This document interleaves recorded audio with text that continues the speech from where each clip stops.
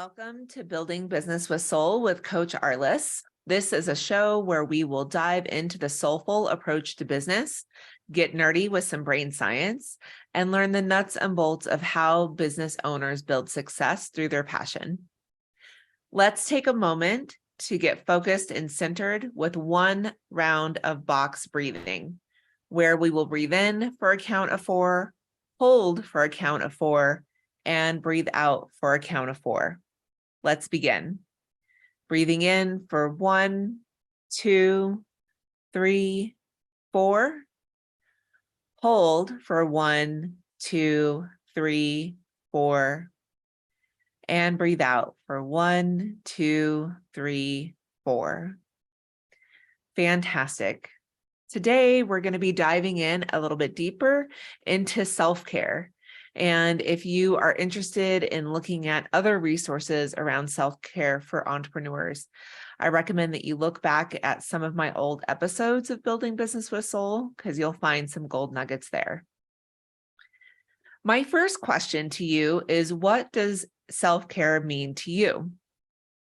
And are you looking at it from a holistic approach? As in, what is self-care for your physical body? What is self-care for your emotions? What is self-care in the social arena? What is your spiritual self-care, your personal self-care? What would self-care be around your space, your finances, and your business?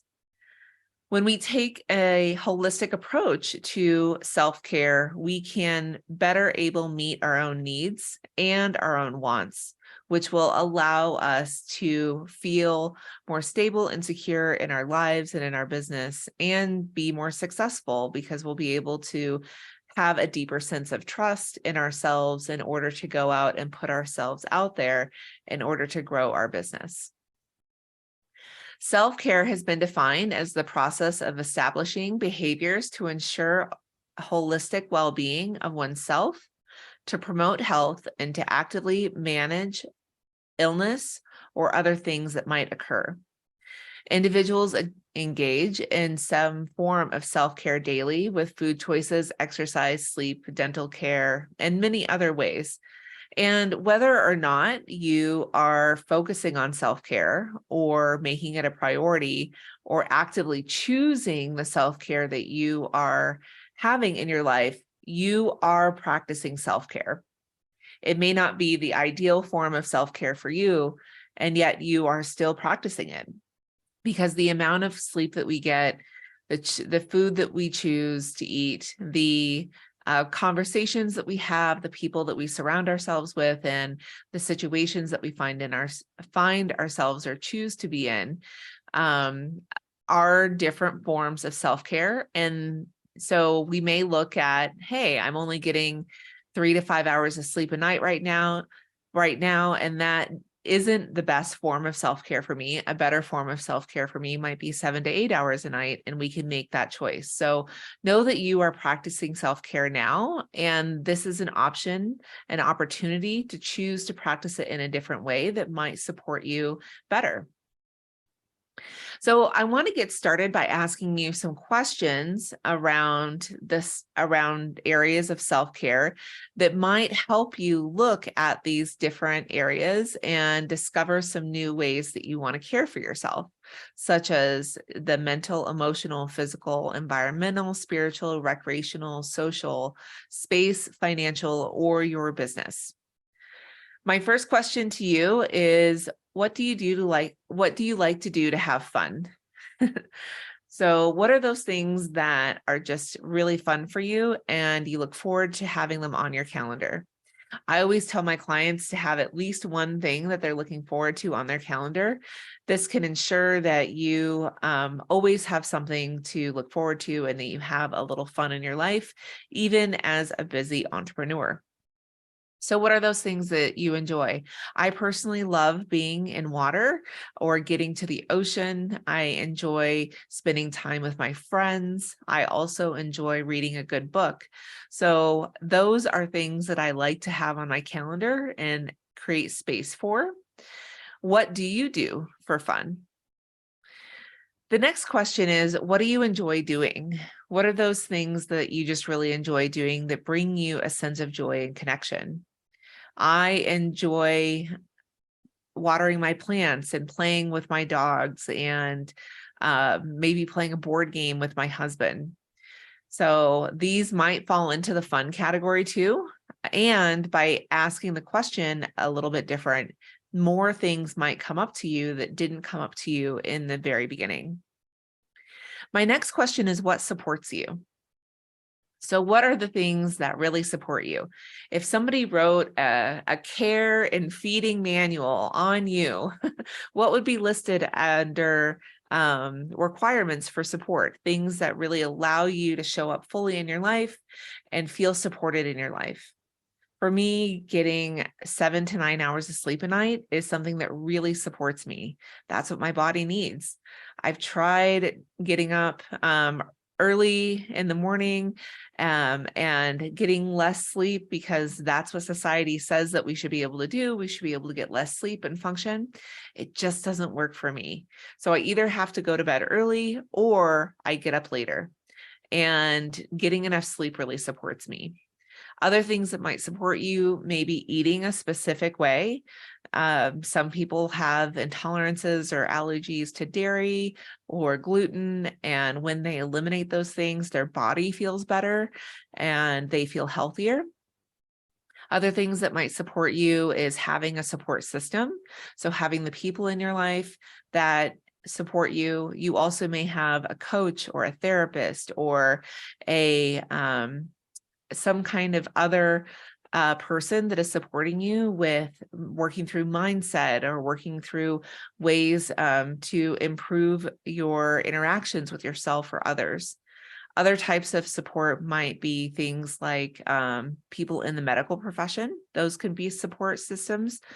It could also come down to, what are you having in your environment, and how are you taking care of your body with physical exercise or getting out into the sun?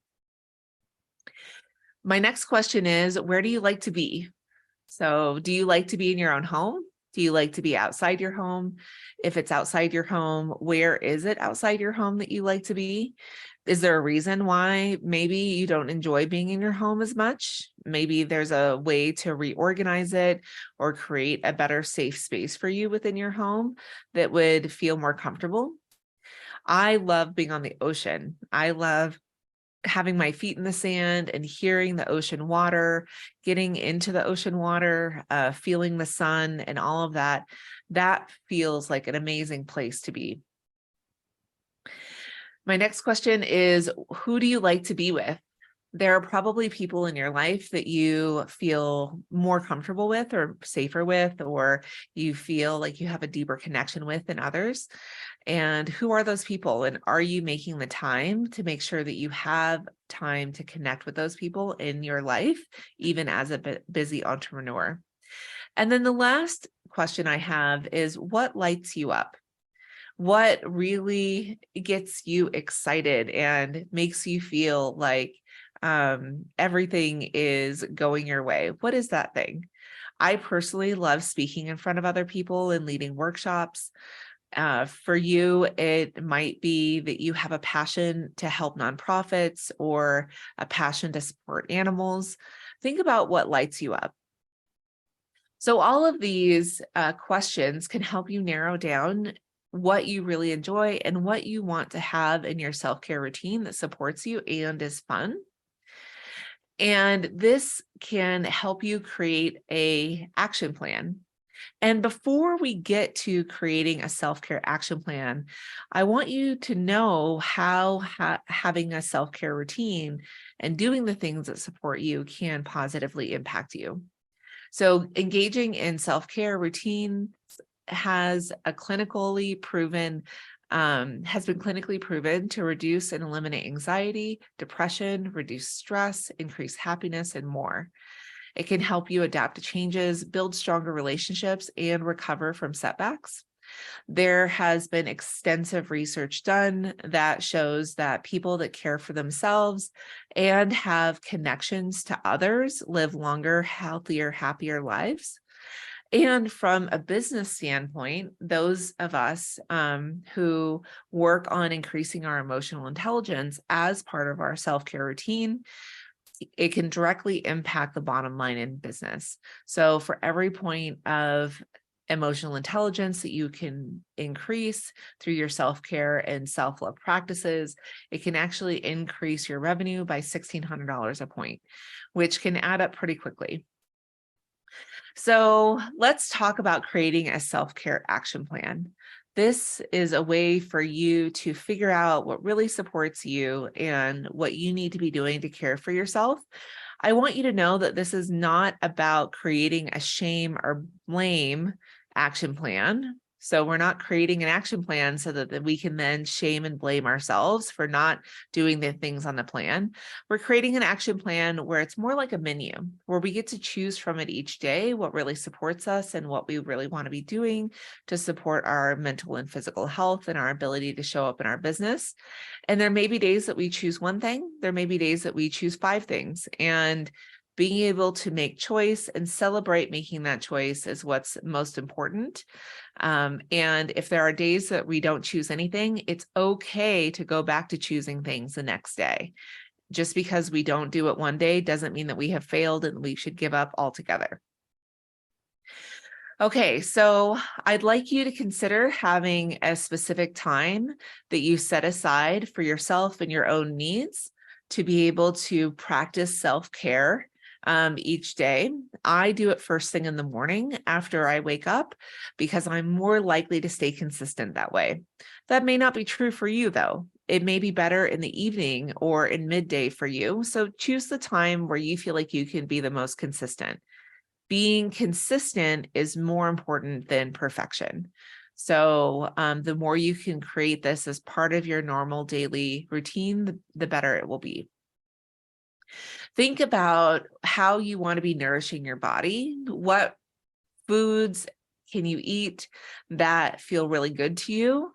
And what type of drinks can you drink during the day that can feel really good to you? I drink plenty of water during the day because that feels good in my body.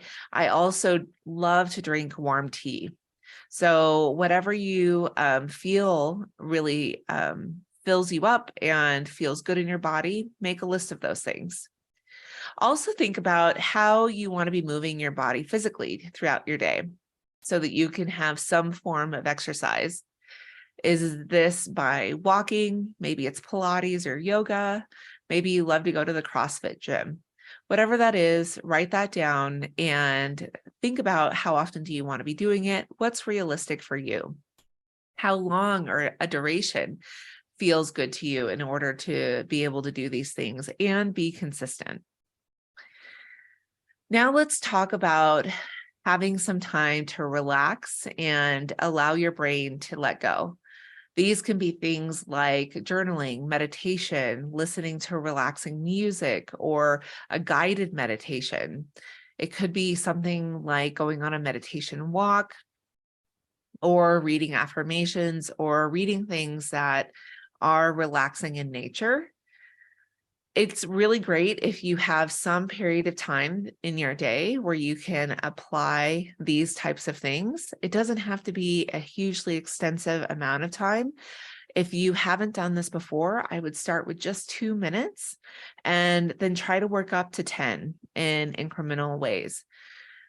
I also want you to think about what other activities do you want to be doing for fun and enjoyment that also act as self-care?